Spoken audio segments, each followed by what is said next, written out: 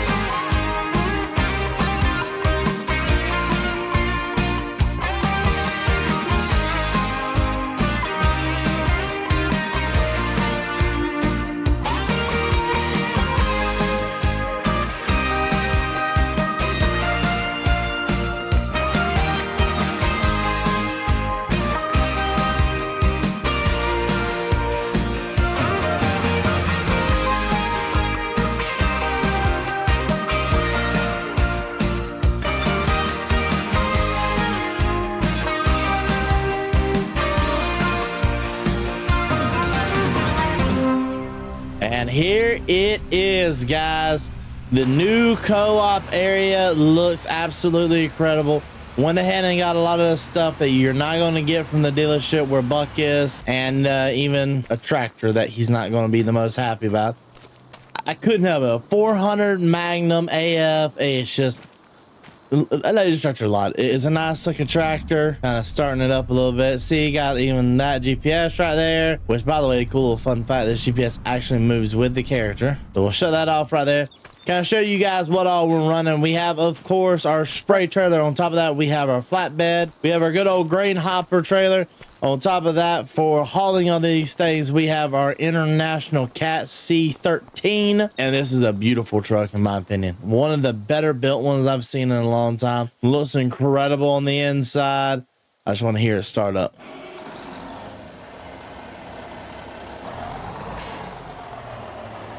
Looks incredible, sounds incredible, and just is an incredible all-over mod, in my opinion.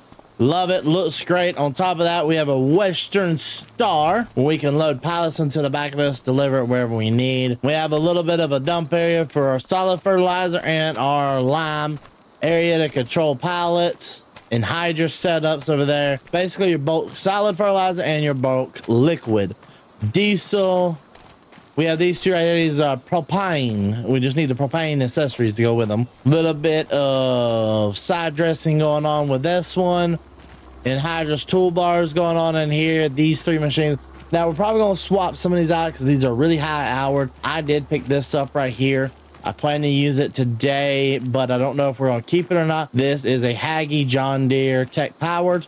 And then on top of that, we have ourselves a John Deere 4940.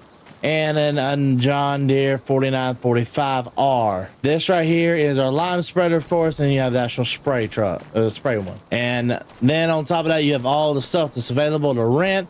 Pretty much everything here is available to rent, and I actually have a couple of grain carts I want to go take a look at, because we're also going to be offering grain carts to some people that come out here. On top of that, we have ourselves 3 Wilmars right here that we will be allowing people to rent. On top of that, we have 3 on our first 2 Jetcos, and then 3 J&M. On top of that, we got of course 3 trailers for hauling liquid spraying, and then the piece of resistance. This is something newer. You use this as with your tillage. You put out solid fertilizer in the ground, it kind of helps out a lot. But that is pretty much it. We got a lot of stuff going on here, and it's really nice to see it all working together. But part of seeing it all work together is getting this moved out of the way, and let's go ahead and get started. So first thing is first, I am going to throw a little bit of lime down on these fields to make sure that their pH is fine. And of course, we are going to be paying for all this at the end. Now, one thing we do have to do is see if we can weigh it. I don't know if our scale is going to be big enough to weigh this on, actually. I mean, we can take a look and see. I would think it'd be wide enough. Maybe not by much, but it may not be wide enough, actually. I may need a wider scale. I didn't think about this. Yeah, well, shouldn't on it. Need a wire scale. Main thing that we're going to do right now is go ahead and put it on the fields that have already been planted. And once we put it on the fields that have been planted, then we're going to go back over it and kind of put a spray over it to kind of help let it dissolve into the ground better. Oh, I do not like how much it's putting out. It's not putting out enough, in my opinion. Kind of dial this in a little bit better because I want it right there on that verge of really good green and not so green. I don't want it ever to go to a point that it's in the red, in the blue, my bad. So I want to ask you guys, for the people who do real life farming, when do you guys end up doing your lime? Do you end up doing your lime at the end of the year, or do you do it more in the spring? I've always kind of, what I've been told, you always do it like right after harvest. But is that true? What do you guys suggest, more or less? I know I'm suggesting that this thing used a lot of lime at the beginning because we were hitting that blue mark, and we got to take this thing on back, go get another load of lime, and this is going to take a minute. All right, and we are done with the first field. And by the way, it took 3 loads to get that field done. The next 2 fields, I'm gonna let them just go where it's automatic application rate. I did the custom set for this big one because I wanted to personally see, okay, if we use more, does it produce better yield? How does this firmly work? We'll find out. Oh, goody, a train. Well, let's lower up. So this right here is one thing I do like about these track machines. Maybe just me, but it just feels like you get more grip whenever you're taking off on a hill. I don't know, I guess something weird like that with it comes to my tracks. And I know it's getting to that time of year where it is going to be mass amount of liming going on. We've got to lime pretty much every one of our fields. And I can imagine the other boys are going to want some liming done too. Now, if they end up doing that themselves, I would be impressed. But I'd imagine we'll have a couple contracts. Some of them will want to do it themselves. Some of them won't. Pretty much my guess is Grant will want it done by me. Buck is going to want to do it himself. Well, these are some interesting application rates.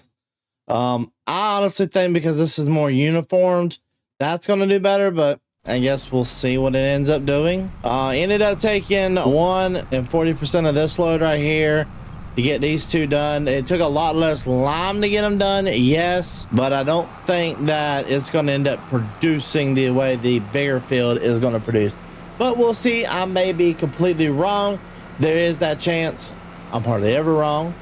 I kid. I'm wrong a lot, actually. So right now we are sitting at 4.5-ish loads.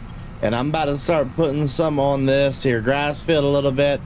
I'm gonna at least run it out on this grass field because I know there's some areas on it, especially this outer edge, that's just terrible. So if I can kind of pick it up a little bit and make it worth a little bit more, we'll do that. One more load of this right here going this normal application rate should set us up perfect. We're not looking for the best side of this here, but we are looking for better than what we'd probably get right now. And pH, everything on that will affect it badly. And we are looking at 5 loads right now.